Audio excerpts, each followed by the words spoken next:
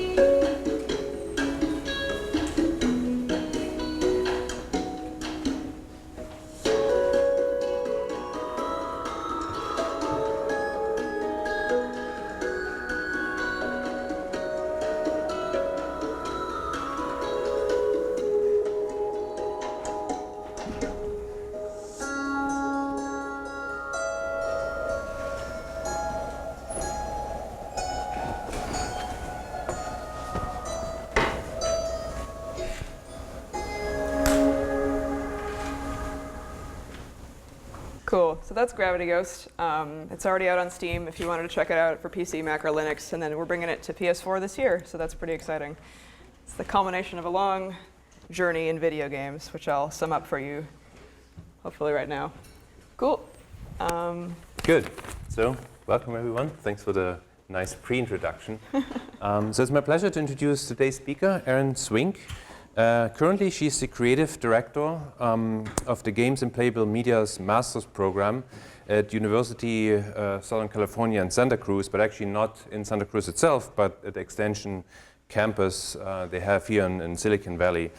So Erin actually has a bachelor's in science and also psychology, worked in research for a bit, but then on the side she was already making games and kind of discovering that's where her true passion lies. And so she left academia to some extent and now came back. But so in this intermediate 10 years or so, she created a number of independent educational games. Among those, what we just saw, her latest title, Gravity Ghost, which got critical reviews, raving reviews for the PC and will now come out soon for the PS4. She also has a consultant company called Ivy Games, and she has also received some acclaim. For example, the Fast Company named her among the most influential women in technology in 2011. So it's a pleasure to have her here, and her title of her talk is How to Use Video Games to Send a Message. So welcome, Erin. Yeah, thank you all so much for being here. Just show of hands, how many of you are students? Oh, not as many as I would thought.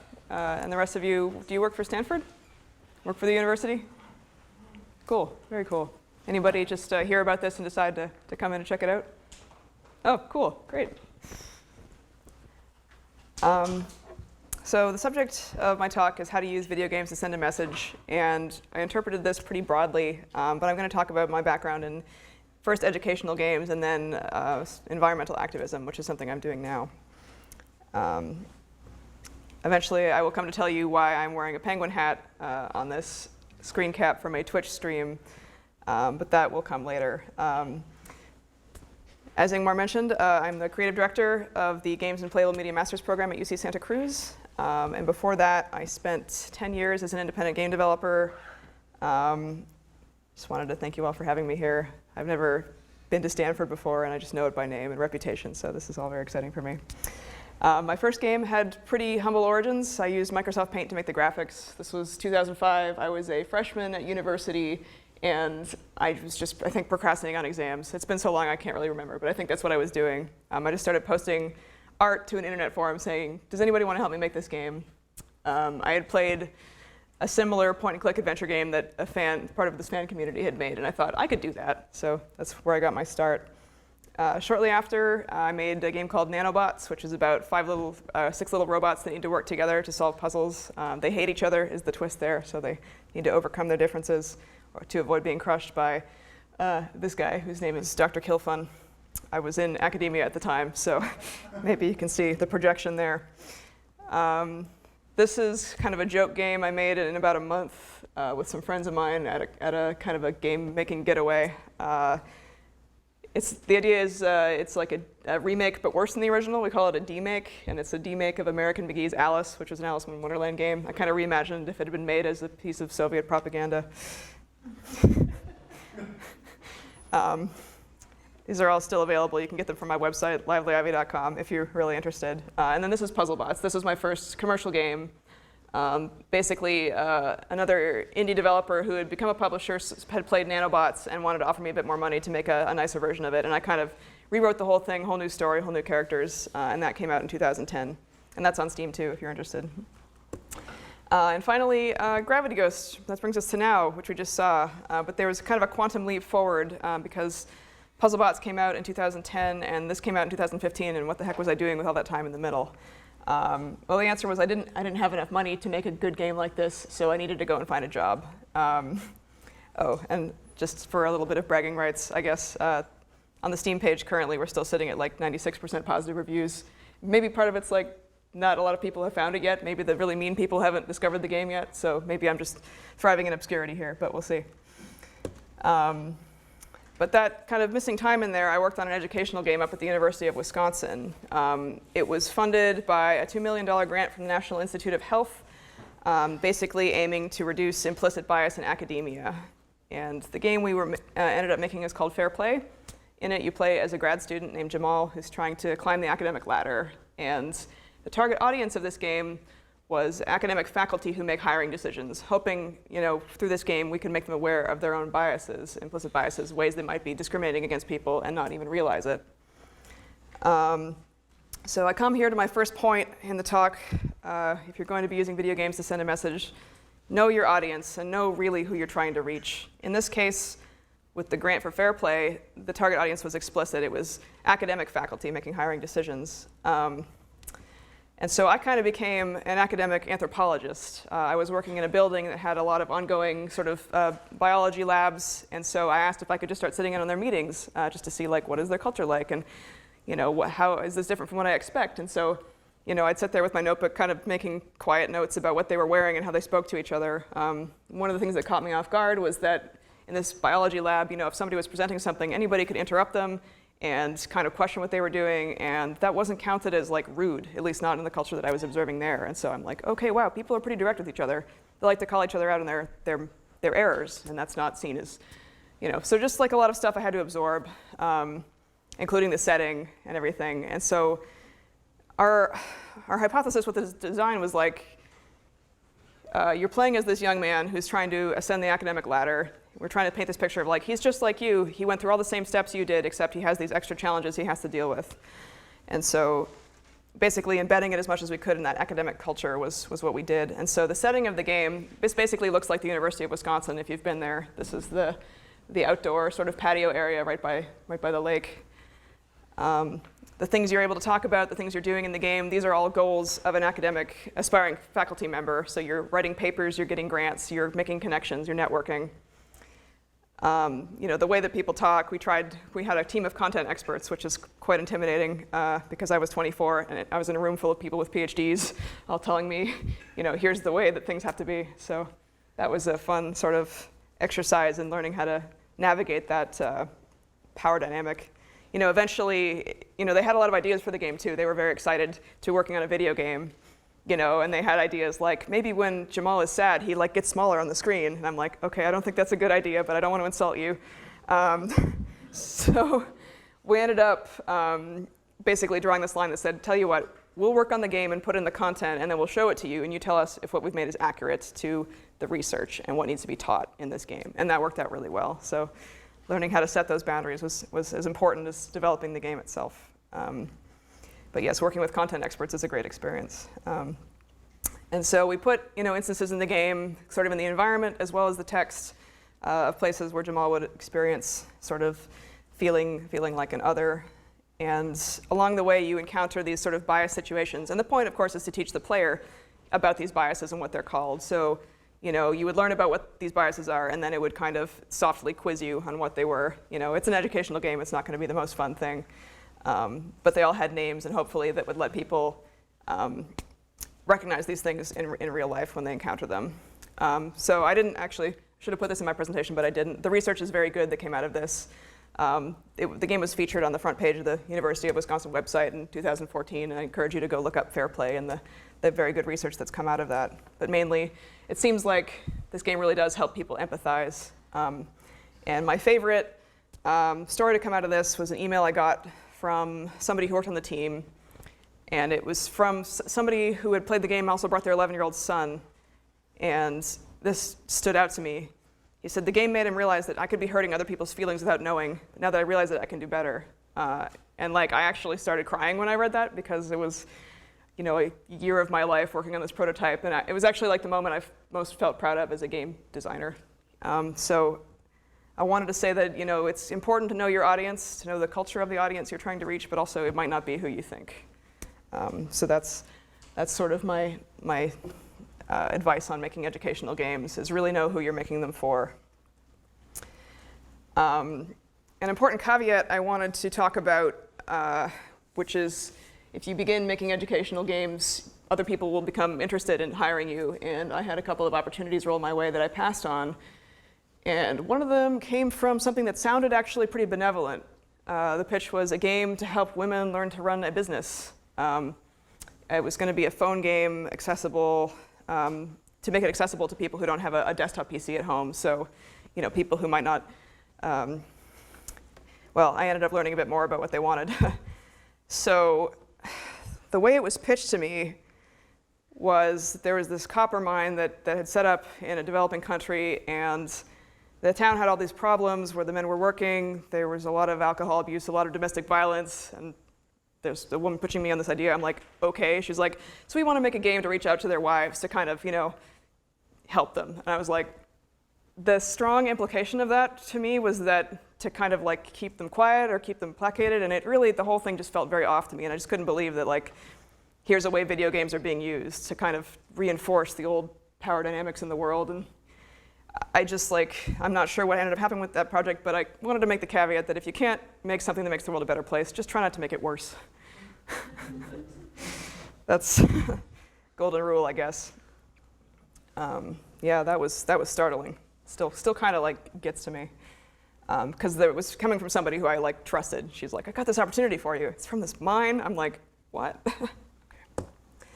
Okay. This is my second point, which is when you're using games to send a message, know your cultural norms, know what it is, how people expect things to work, and because these norms can be changed, they can be challenged, but it's important to know the space of something before you start trying to push on it. A pretty good example of this is the types of playable characters in the game Overwatch that came out literally yesterday. Who's interested in Overwatch? That section there. Excellent. I'm looking forward to it as well, as soon as they figure out the server problems. So yeah, not only does this game have a lot of diversity in terms of the characters, it's just a lot of different characters. I love that there's not just gender and racial diversity, there's also species diversity and robots and things. And I love that just it's everybody gets to play and it's all equalized. They balance the characters against each other and make it so no one is more powerful than the others, and it's all about skill. This is a big departure from the way games looked just a couple of years ago. And there's kind of been a sea change happening in terms of representation in video games, which I will not get into here. But it seems like the change has arrived, and I don't think there's any going back. So this is a cultural norm. The norm used to be, you were shooting McDude face, shooting things, and now it's everybody gets to play. And I like that a lot. Don't tweet me on that. And I absolutely believe that representation in games is important. But my personal issue that I care about a lot is the environment and preserving it and trying to make sure we make smart decisions about the way we use our resources now. I gave a talk last September called How to Get Game Developers to Save the Planet. This was at the Gaming Insiders Summit in San Francisco. And it came about because I started to read up about climate change, and it scared the shit out of me, and I just felt the need to do something. And I thought, I'm going to read as much as I can, learn as much as I can, and then start talking to people about that. And I didn't expect this. The crowd was not very big, but it got written up in VentureBeat. That's Dean Takahashi. He's a pretty big deal. So I felt pretty happy that the message got far and wide. I do want to talk to you guys about climate change, but I actually kind of don't because it depresses me. You can search for the things that are hopeful, but in the end, the picture is that we have a lot of challenges ahead of us. And mainly when I start reading about it, I just end up in this place where I can't think about what to do. It's all like this, it's the size of civilization, and so how is any one of us meant to grapple with that? I'm still searching for that answer. But if you want to read up on the subject, I highly recommend this book, This Changes Everything by Naomi Klein. She really puts it all out there. And, I basically didn't sleep for like 2 days after I read this. So it's important, and I'm not going to get into the super details here, but the gist of it is that we're pumping a bunch of carbon dioxide into the atmosphere and some methane too. That they call those greenhouse gases because, when sunlight comes into the atmosphere, it bounces around. The greenhouse gases trap it, the planet warms up, and there's significant evidence that if we pass about 2 degrees Celsius of warming over pre-industrial times, that things will start to melt in the Arctic, like permafrost could melt and methane could escape that causes more warming that we're no longer in control over, and it can basically spiral out of control. And that scares the shit out of me, and I really just don't want that to happen. And so I kind of that's where I tuned back in. I'm like, well, we can't let that happen, right? Here in the article, I kind of recap my come to Jesus moment, but it's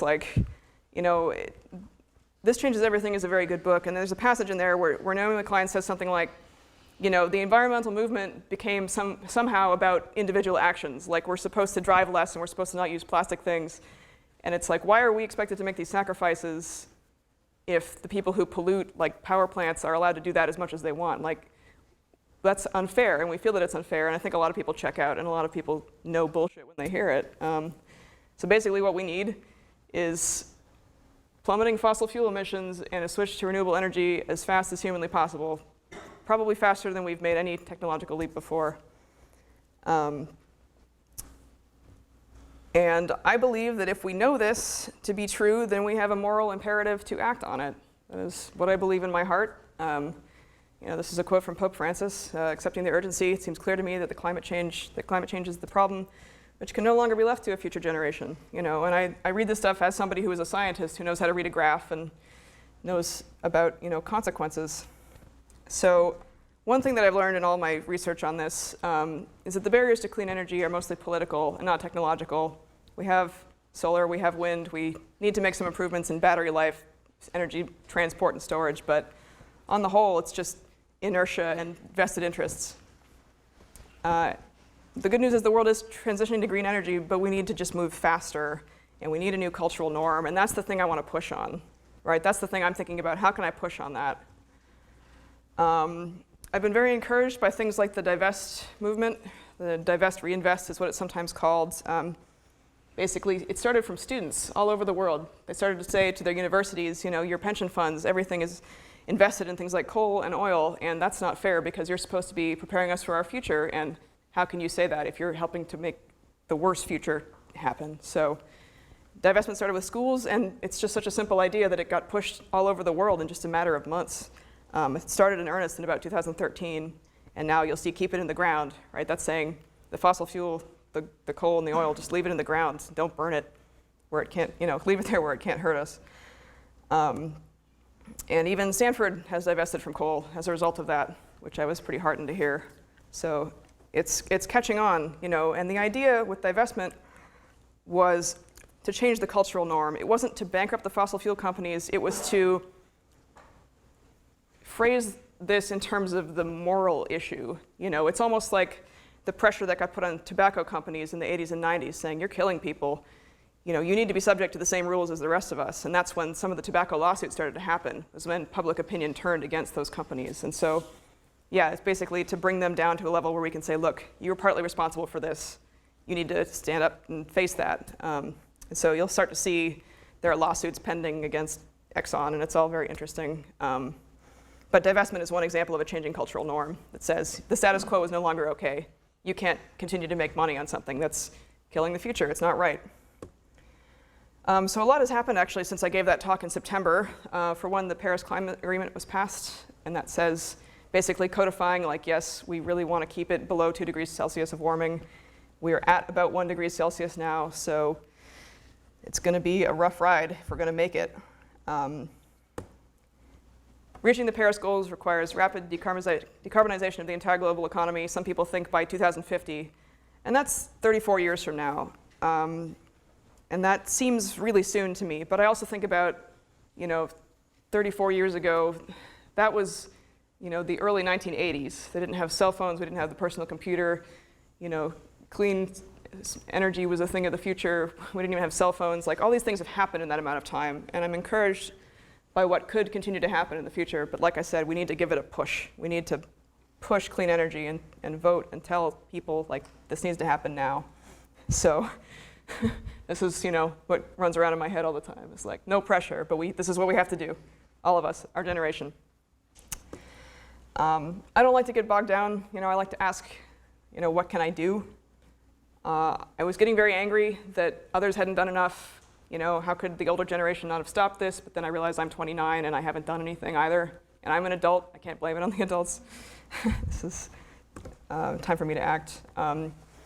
And despite the things that are at stake, I really, really like this quote by Barack Obama from September. There are some amazing, beautiful things in this world that aren't coming back. That should give us all pause. But I don't wallow in sadness because we've got too much work to do. The world is always changing, and there are going to be changes in our lifetime that I wish hadn't happened. There are also changes that have eradicated polio and changes that have reduced infant mortality, and those we celebrate. He says, so there are some things I've experienced and I've seen that I suspect my grandchildren won't, and that's a sad thing. But the world is full of wonders, and I figure that we still have time to save most of them, and our kids will probably discover some new ones. So I find myself returning to this quote quite a lot because it's easy to get tripped up in the sadness of things and to think about what we could lose, but also I think he's right. There's too much work to do. You can't wallow in it. And so here I reach my third point about using video games to send a message. And now I'm not talking about developing individual games anymore. I'm talking about using games to reach an audience. So I like to think about systems. I gave a talk in Australia a couple years ago about how I managed to pay $200 cash for a CAT scan that I needed because I didn't have good insurance at the time, just like by thinking about who benefits from the system and how can I just get what I want without having to go through insurance, which is a nightmare. Pre-Obamacare. So I like to think about systems. And I like to think about, I put the question to you, where do you have influence? And who do you know? And who can you talk to? And I think you will probably discover that you have more power than you think. So I thought to myself, who do I know? A lot of game developers. I've been in the industry for more than 10 years. Hey, games are very popular. I bet we can reach a lot of people.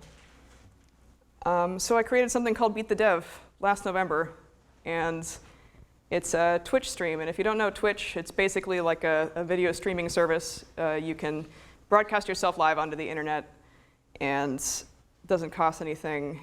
And what we did was basically set up a telethon where people can donate certain amounts, and then we celebrate those donations and try to raise more money. And it all went to benefit the Sierra Club, which is an organization that I really love, and I kept finding their name over and over when I was doing my research.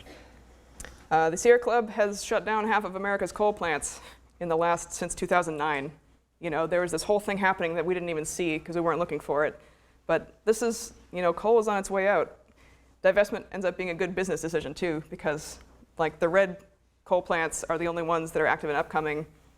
The green ones are all the ones that have been canceled. So that's very clearly to me the past. So this is the amount of coal plants that they've managed to retire, which I don't know. I found myself when I was really, really upset about this stuff, I'd just open up this page and look at it. You know, it's like a progress bar in a game. It's like there's so much work we've already done. We just need to push it a little bit more. So I know a lot of game developers, and so I just started emailing people. I'm like, hey, do you want to be on this stream? It's called Beat the Dev. And the idea was a video game streamer person would be playing against a game developer at their own game and trying to beat them, hence Beat the Dev. So I managed to put together the schedule in about a month. I still don't know how I did it, but so I called up, not everybody who was a developer was somebody I knew. Sometimes it was friends of friends. They're saying, hey, Erin's doing this thing. This sounds like kind of cool. Like, let's get involved. So this is, you see 24 different games, and that's at least 48 people, right? Because it's a streamer and a developer. Some pretty big titles in there. I was quite proud of this. But here's what it looks like when it's broadcasting. So this is a guy named Ryan Weimeyer. He's a friend of mine from when I lived in Chicago. Made a game called Oregon Trail, which is like Oregon Trail, but organs, because it's about the zombie apocalypse. It's a very good game. I think it's on mobile if you're interested. And he's playing against my friend Keisha, who runs a group called Sugar Gamers in Chicago, which is like an all-women gaming guild. And that was a really fun one, because Ryan got into the spirit of it, and he would switch his hats when I wasn't looking. And you may notice I'm wearing a silly hat too, and that's because every time we reached a funding goal, I would put on a sillier hat, to try to incentivize people to give more money. So I tried to put gameplay reward stuff into the stream as well. And every time we reached a funding goal, I'd pull up this silly overlay that says nature, and we'd play like an eagle sound on the phone, like from an app, like very majestic. So I was very proud of how this came together. We did it over the course of a weekend. We raised more than $5,000, and we didn't really advertise it because nobody wants to write about a stream. Like the gaming blogs want to write about games. This all was just very word of mouth and grassroots, and people just spread the word from their own Twitter accounts and their own Twitch pages. A lot of the streamers who are on, they can host you, and then they're streaming to their followers too. And so here's the thing that I care the most about is now 17,000 people got the message, right? I'm not trying to reach kids. Unfortunately, the urgency of what's ahead of us means that by the time they get to be adults, it'll be too late. It will be decided what happens. And so I'm trying to reach young adults, like the students in this room, like the people watching the stream.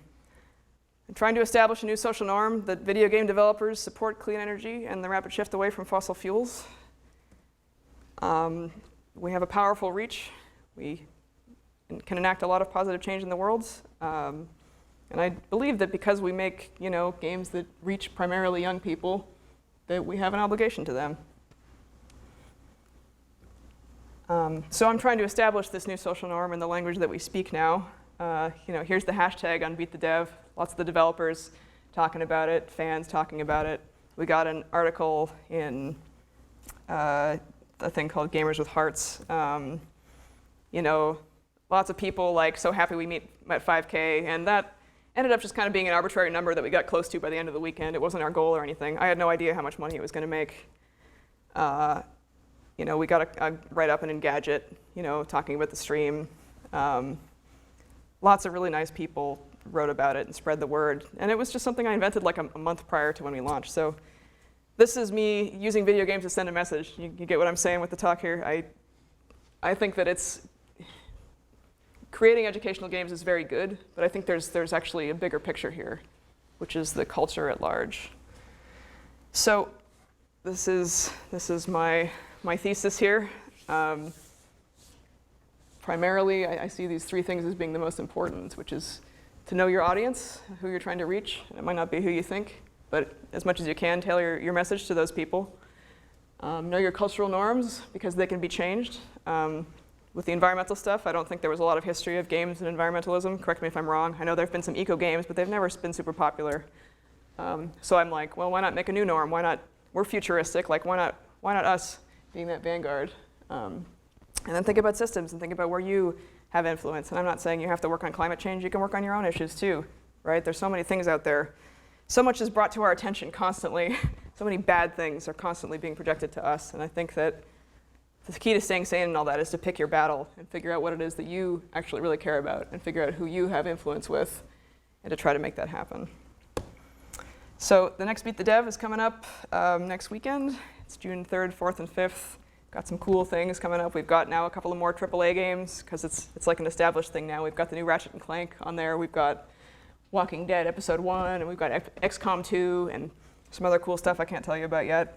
So this is my way of trying to exert some control and feel at peace with how scared I am about the future. So this is my thing. Thank you for listening to me here. You guys are a very influential group. I hope that you've enjoyed my message. So send a message. This is mine. Thank you.